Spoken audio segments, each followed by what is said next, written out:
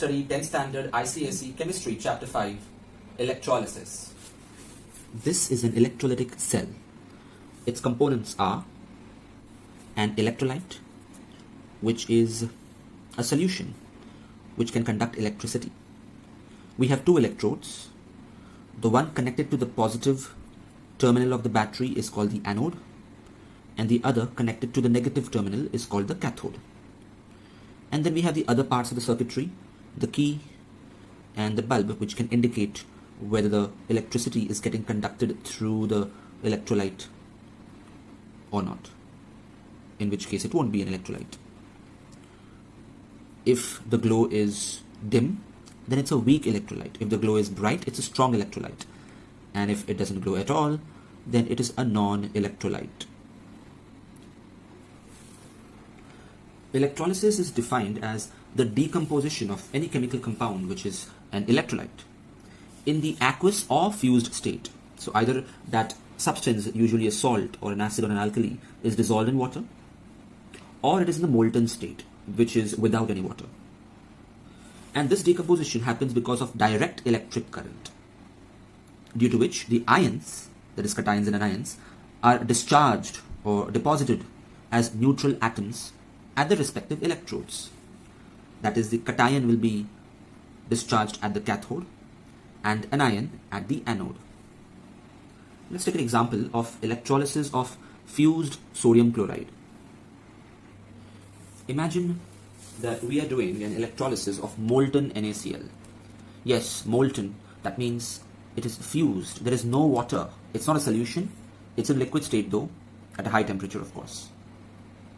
Now, in molten state also, the electrostatic force of attraction between the sodium and chloride ions breaks, and we have two ions.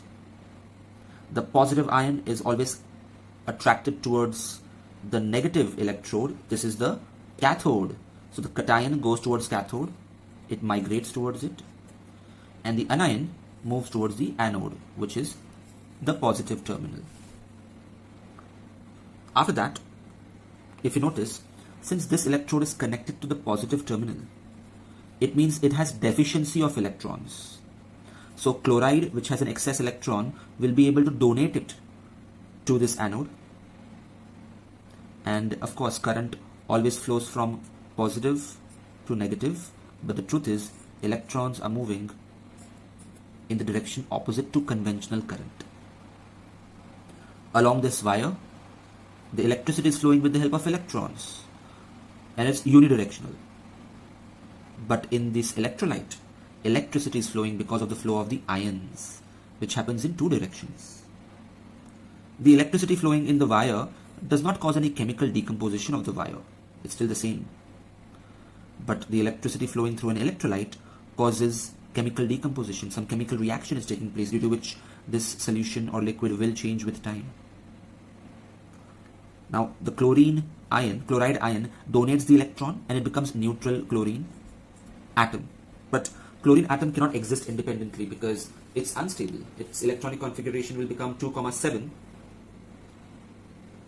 So it would wait for another such chlorine atom and it will become a chlorine molecule. So you will notice chlorine gas being released at the anode, a greenish yellow gas evolving from this liquid.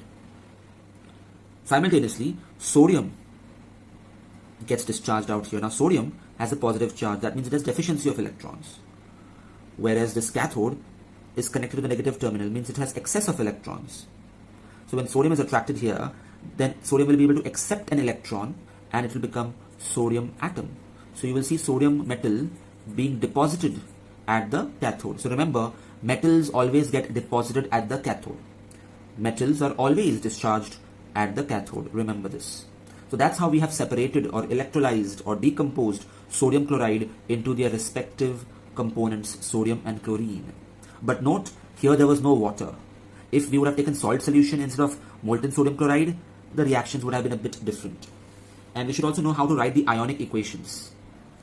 So first of all, we should show the decomposition of the electrolyte. It is a formation of ions, which is a reversible reaction. And make sure you mention if it is a solution or is it fused. So in this case, it is fused. Then in the exam, they can ask you for the cathode reaction. At cathode, always reduction takes place, because at cathode, always the cation accepts electrons. And at anode, always oxidation takes place because the anion always loses electrons.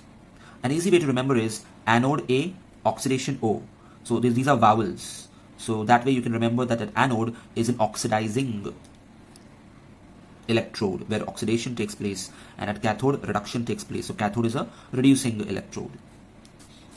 Since both oxidation and reduction are happening simultaneously, we call this overall reaction as a redox reaction. Now let's differentiate between electrolytes and non-electrolytes. We've already understood the definition that electrolytes will conduct electricity and they will undergo chemical decomposition. However, non-electrolytes, they don't conduct electricity and hence they will not undergo chemical decomposition. By the way, electrolytes can be only in fused or aqueous state, not in solid state. Now, there is a give reason that mercury is not an electrolyte.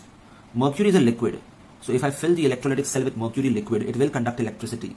But their electricity will be conducted because it has free electrons as a metal. There is no chemical decomposition. There is no anion or cation formation. So it's a conductor just like copper is. It's not an electrolyte. Electrolytes are ionic compounds or polar covalent compounds. For example, all acids, alkalis and ionic salts, all of them are electrolytes in the solution or molten state.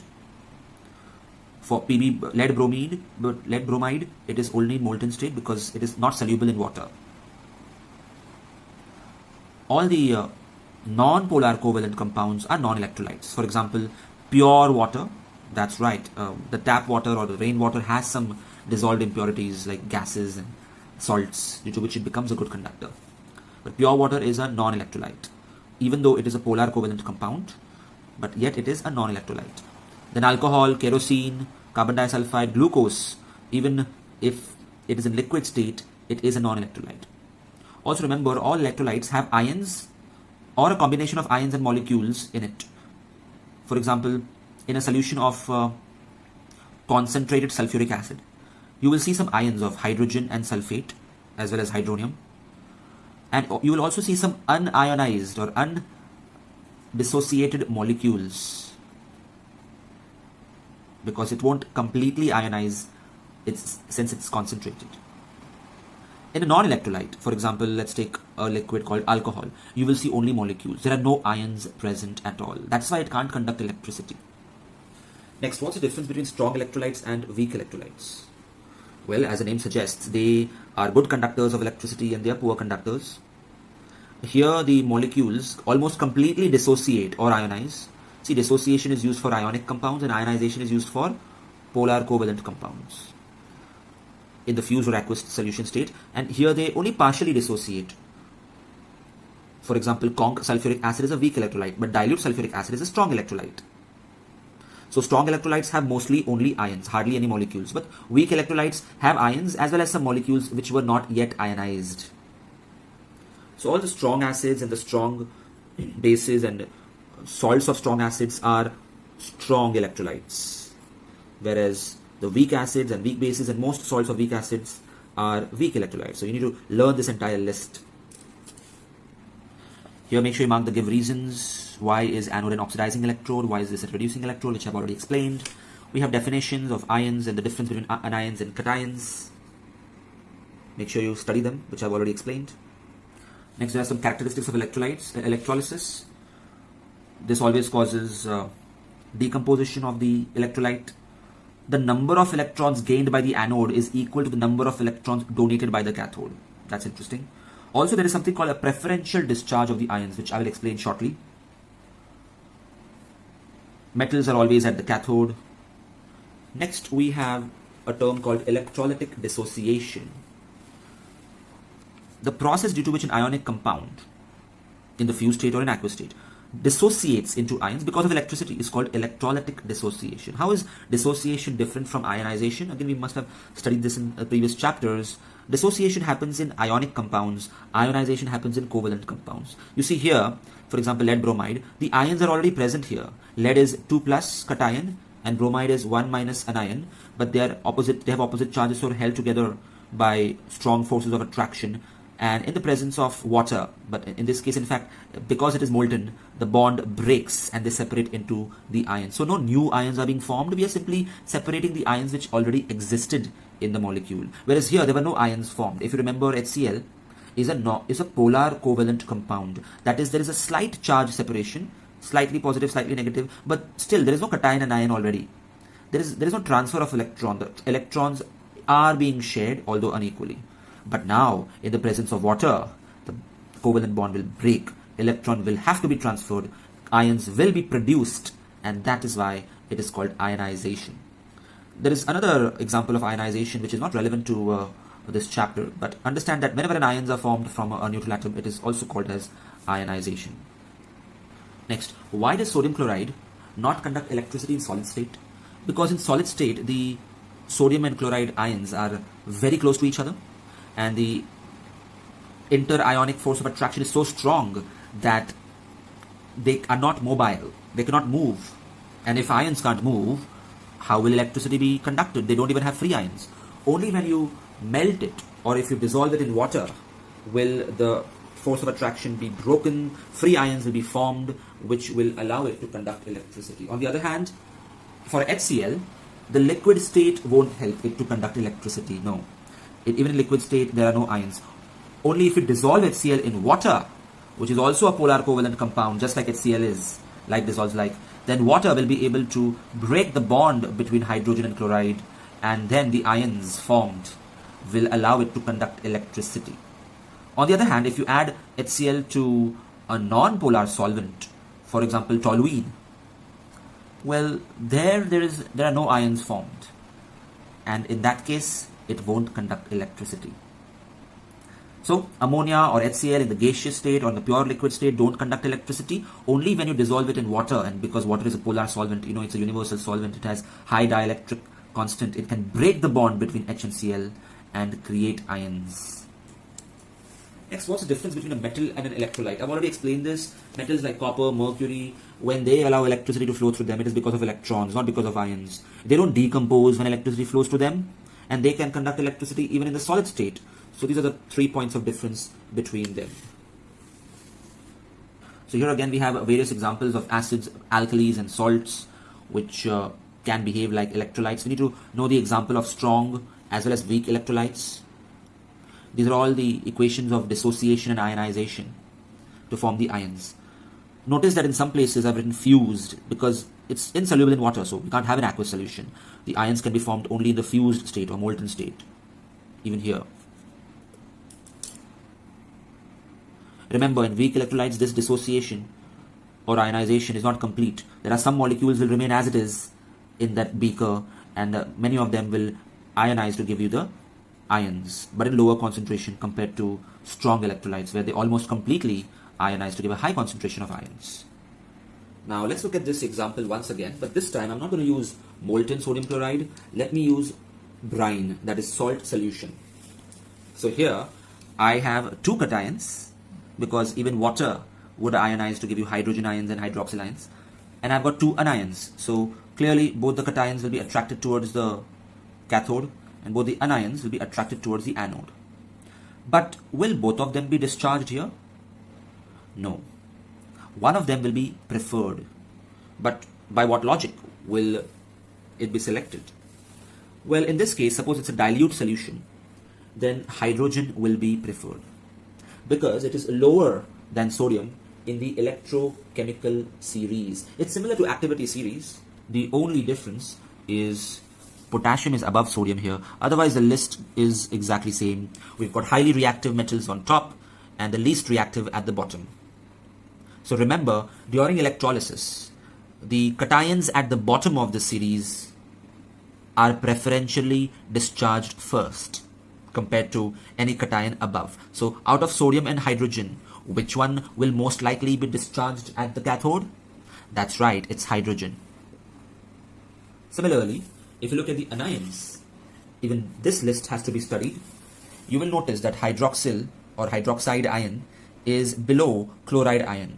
So which of the 2 will be discharged on the anode? That's right, hydroxyl, because it is below. So here hydrogen wins and here hydroxyl wins. So hydrogen will accept an electron and become hydrogen atom. Hydrogen atom, however, cannot exist independently, so it will actually form hydrogen molecule. So you'll see bubbles of hydrogen gas being released here, which can easily be identified because it will put off a burning splinter with a pop sound. On the other hand, hydroxyl will go here and it will donate its electrons, so it will become hydroxyl radical. So now it's not an ion anymore because there is no extra electron. It is just a radical, and it's unstable, of course. So it will react with other hydroxyl ions to form water, which will go back to the solution, and it will give oxygen gas. So the product formed at the anode is oxygen, and the product formed at the cathode is hydrogen, and the sodium chloride remains in the solution. Of course, its concentration will keep on increasing as the water is getting decomposed into hydrogen and oxygen gases. Now, after a while, when the concentration of sodium chloride ions increases compared to hydrogen and hydroxyl ions, there will be a change in the reaction. Or what if we start off with a very concentrated salt solution?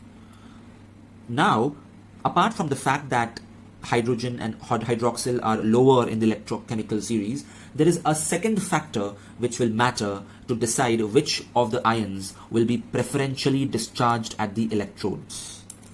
So, again, if sodium is highly concentrated, still that's not enough to beat hydrogen.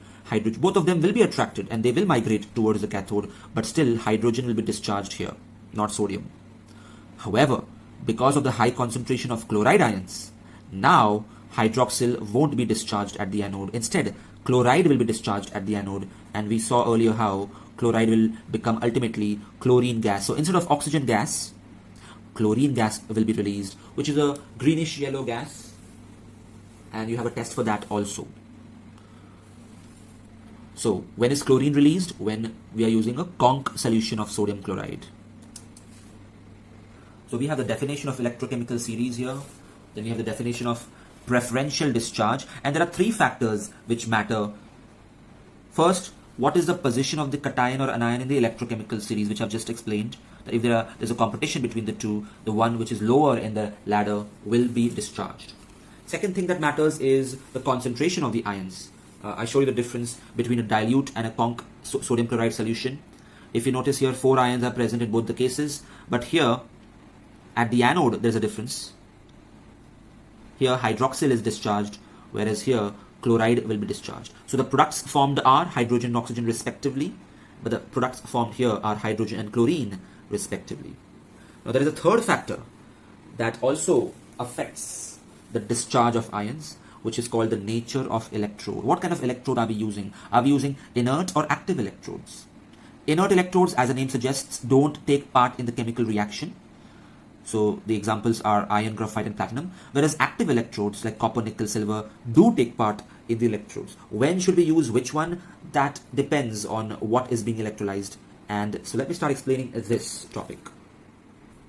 Now imagine we are doing electrolysis of copper sulfate solution. Solution means there is water as well. So we've got 4 different types of ions present.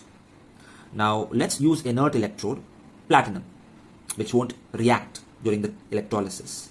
Let's see what happens here. Now we have 4 ions, out of which these 2 cations will be attracted towards the cathode and they will migrate, and these 2 anions will be attracted and they will migrate. But which one will get deposited? If you look at the electrochemical series, out of copper and hydrogen, which one is lower? That's right, it's copper. Copper is lower, so it will be preferentially discharged. And between hydroxyl and sulfate, again, hydroxyl is lower. So copper will be discharged here. It will accept electrons. It will get reduced to copper atoms, and you will see a deposit of copper metal on the cathode. In fact, that's how electroplating is done. So we'll see a reddish pink layer on this cathode, on the platinum, which is nothing but copper getting deposited. And here, both of them will migrate, but hydroxyl will be deposited, and hydroxyl will ultimately form oxygen gas, and the oxygen gas will evolve from the anode. So that's what happens when you use inert electrodes. Let me look at the reaction as well at the anode once again. So at the anode, what happens? The hydroxyl loses an electron, that is oxidation takes place, to form hydroxyl radical. But hydroxyl radical is unstable. It's not a proper molecule. Its octets are not completed. So it will wait for another hydroxyl, or rather, totally 4 hydroxyl radicals will come together they will react to form 2 molecules of water, which will go back into the solution, and it will form 1 molecule of oxygen, which will be released at the anode. So just write into 4 out here, so only then it will be balanced. Now let's change the condition. What if we don't use inert electrode? What if we use an active electrode? Let's use copper itself, copper electrodes here. Then what difference will it make? Well, first of all, still copper will be deposited here. Although hydrogen will migrate, it won't be deposited. So copper will be deposited, and you will see that the cathode is becoming fatter, or rather thicker and thicker, showing that copper is getting deposited here. So no change here. This was same as using a platinum electrode. So what this means is that whether you use an inert cathode or an active cathode, there will be no change in the observation. What matters is the anode. Earlier we had used an inert anode, that is platinum. And what was the observation? Oxygen gas was released. But now we are using an active anode called copper. Yes, both of them will migrate here because opposite charges attract. But which of these two will be discharged? Which of these two will lose electrons and become oxidized? Well, surprise, surprise, neither.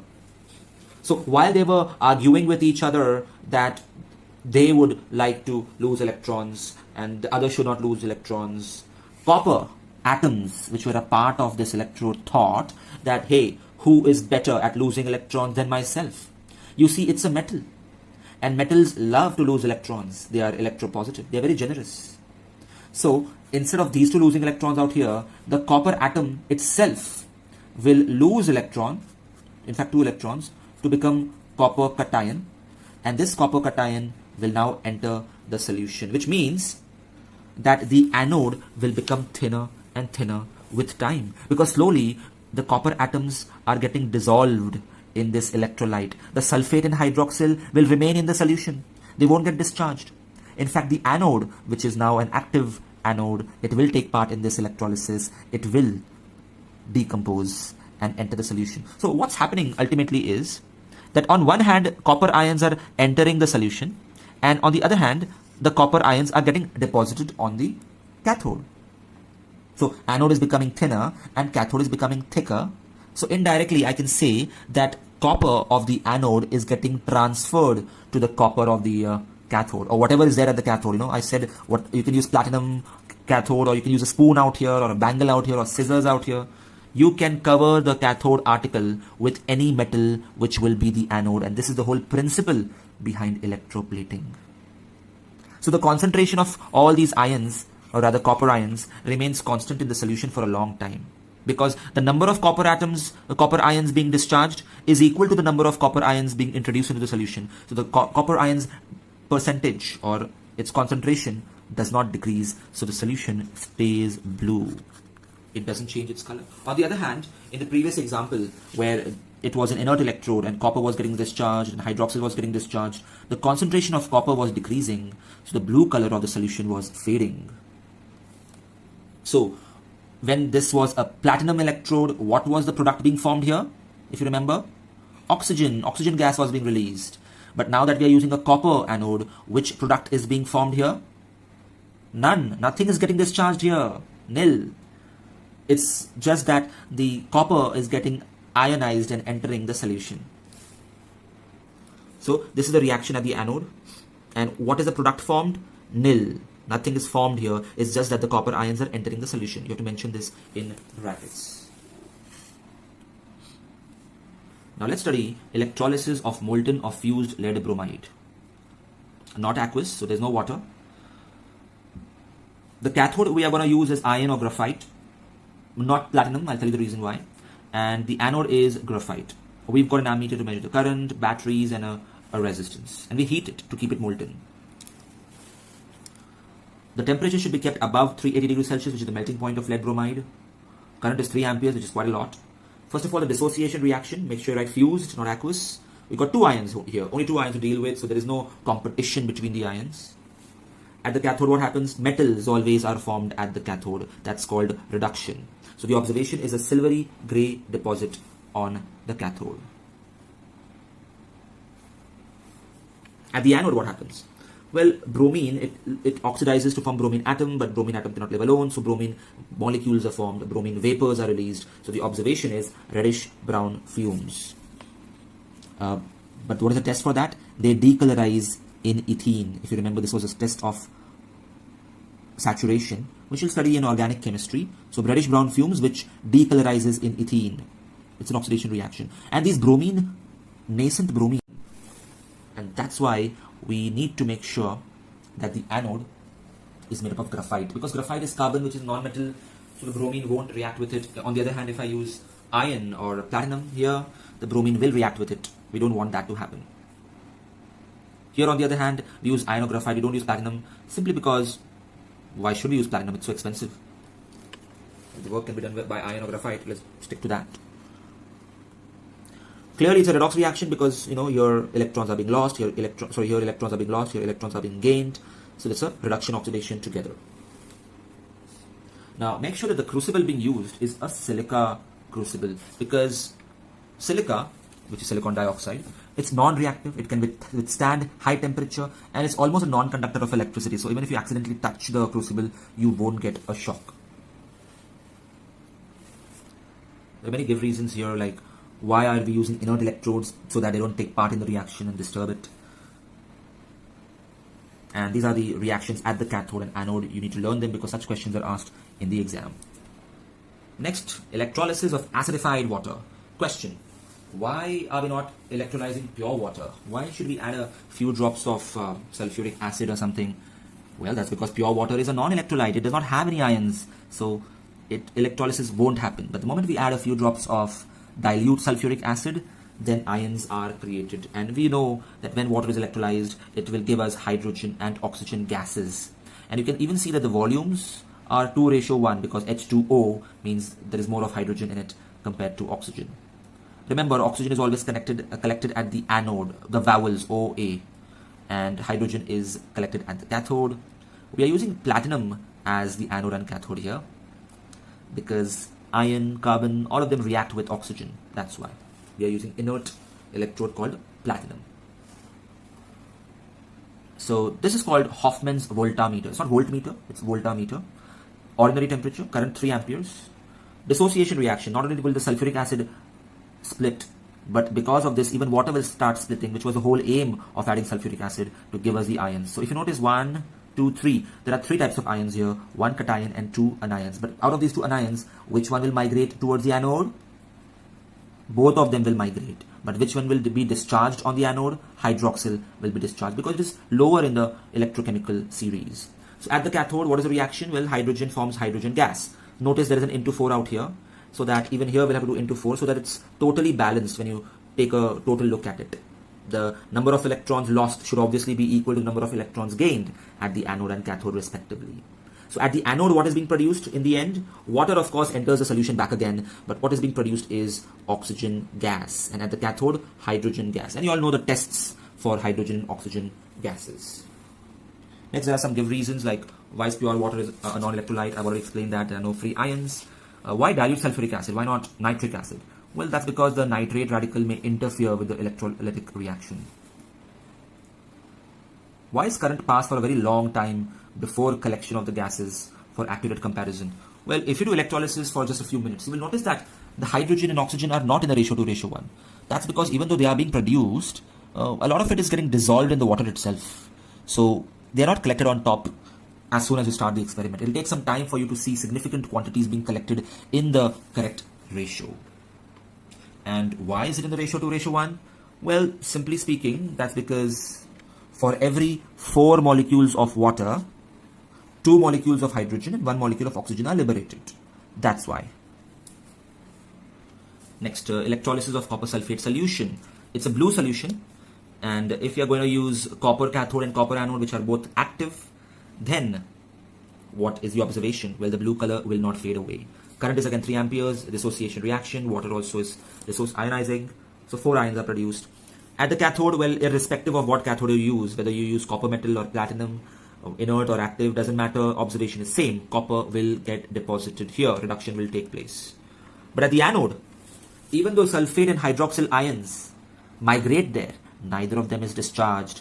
In fact, since it's an active electrode, a copper electrode, it itself will get ionized, it will donate its electrons and enter the solution. So the anode starts becoming thinner and thinner. It's a redox reaction, of course. We should add a bit of dilute sulfuric acid so that it becomes a better conductor of electricity, and it will even prevent the hydrolysis of the electrolyte. Hydrolysis is the reverse of neutralization. That is, we don't want the copper sulfate to form some acid during the reaction. So we add a bit of dilute sulfuric acid in the very beginning. Now, I already explained to you what happens when there is an active electrode. The product formed at the cathode is copper itself, but at the anode, nil.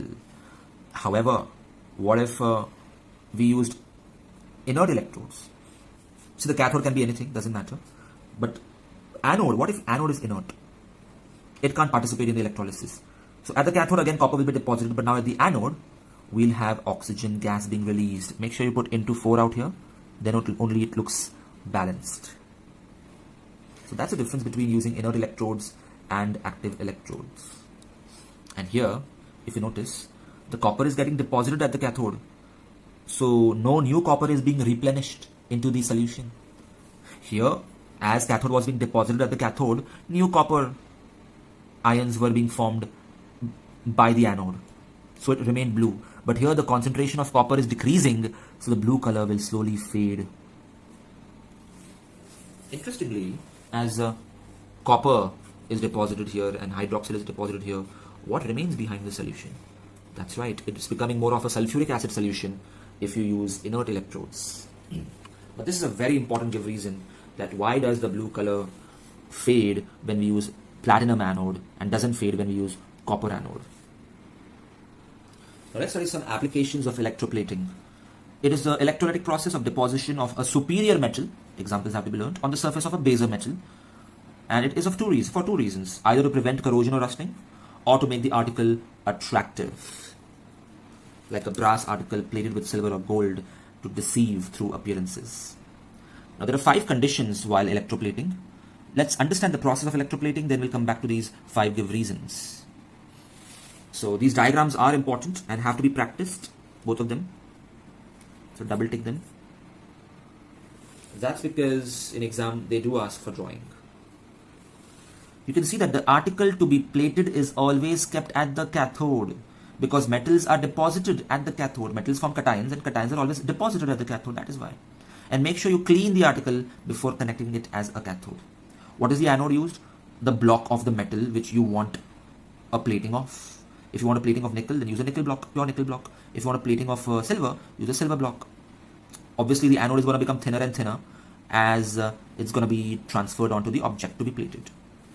What about the electrolyte? What to use here? Well, you should use a salt solution which contains the cations to be deposited. So if you want to plate it with nickel, use a nickel salt. Let's say nickel sulfate solution. Obviously, if you use copper sulfate, it may interfere with the reaction. So use a salt of the same metal. Here, silver has to be deposited here, plated. So we'll use a silver salt. But don't use silver sulfate or silver nitrate. Rather go for sodium silver cyanide. Why? Well, because migration of silver ions from the above complex salt is slow. If you use silver nitrate, it will easily get ionized and quickly the silver will get deposited on it, and haste makes waste. So if you want a smooth, firm, even plating of silver on an article, you would like the electrolysis to happen slowly, which is only possible if you use sodium silver cyanide as the electrolyte. So make sure you learn the respective dissociation reactions. You can see here 4 ions being formed and here 5 types of ions being formed. At the cathode, obviously the only thing that ever happens is cations are deposited to form the respective metal. But at the anode, since these are active electrodes, not inert, nothing will be deposited here. At the anode, in fact, ions will be formed and they will enter the solution. So the number of nickel ions being produced here is equal to the number of nickel ions being deposited here. So that is why even though the anions will be migrating towards it, they will not get discharged. So nothing is produced at the anode. In fact, it diminishes in mass. It becomes thinner and thinner. It's almost as if the anode is getting indirectly transferred onto the cathode. Now, keeping few things in mind, of course, the article to be plated should be at cathode, and the metal to be plated should be made the anode, and the electrolyte must contain the ion of the metal required. But the fourth and the fifth point are very interesting. Always use a low current. Don't use a high current. Yes, if you use a high current, the electroplating will happen in very short time. But why do you want that? Because if you do it in a hurry, the plating may not be uniform. Some parts may be plated thicker and some parts will be plated thinner. So if you want a smooth, firm, uniform and long-lasting deposition, use low current for a long time. Also, please use direct current, not AC current, that is alternating current, because here we have a fixed anode and a cathode, so the ions will move in a fixed direction. If you use home supply of current, where the direction of current keeps changing around 100 times per second because the frequency is 50 Hz, well, in that case, the anode and cathode will keep switching their places. So the ions will keep getting discharged and ionized, discharged and ionized. The ions will be confused whether they have to be discharged out here or they have to be ionized out here. And so no plating will happen. So use DC. DC is always the best. Next, electro refining. It is a process of purifying metals which you have obtained from the ores. For example, suppose you've got this copper block which is impure. It has some impurities. You've got it from some ore. You've tried to remove impurities, but you want it purer. Then you will do electro refining. As a cathode, use a very thin sheet of pure copper.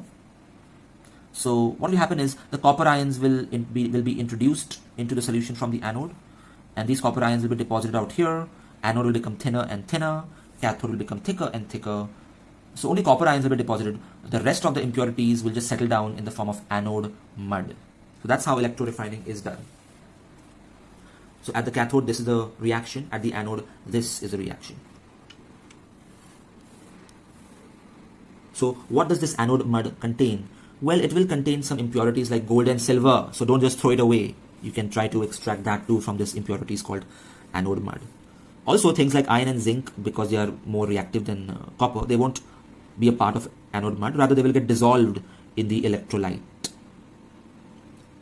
But such a method of electro refining is used only in the extraction of zinc, iron, lead, copper, mercury and silver. It is not used in the first 5 metals of the activity series, which is potassium, sodium, calcium, magnesium, aluminium, because the extraction of these metals itself happens by electrolysis.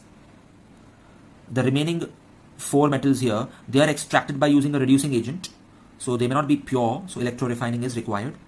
And even here they are extracted just by thermal decomposition, so again we will need electro refining, but not here. We will study this in detail in the chapter number 6 called metallurgy. So let's just study the basics for now through this table. In this activity series, we can understand what process of electrometallurgy will be used by looking at their position. Electrometallurgy is a process of extraction of metals by electrolysis, of course.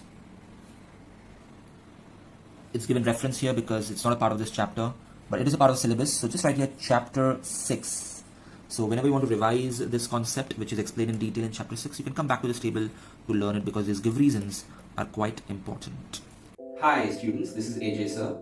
If you like this video, press the like button. If you would like to enroll for my online test series or online lectures, email me or message me on Instagram. Check the description for more information.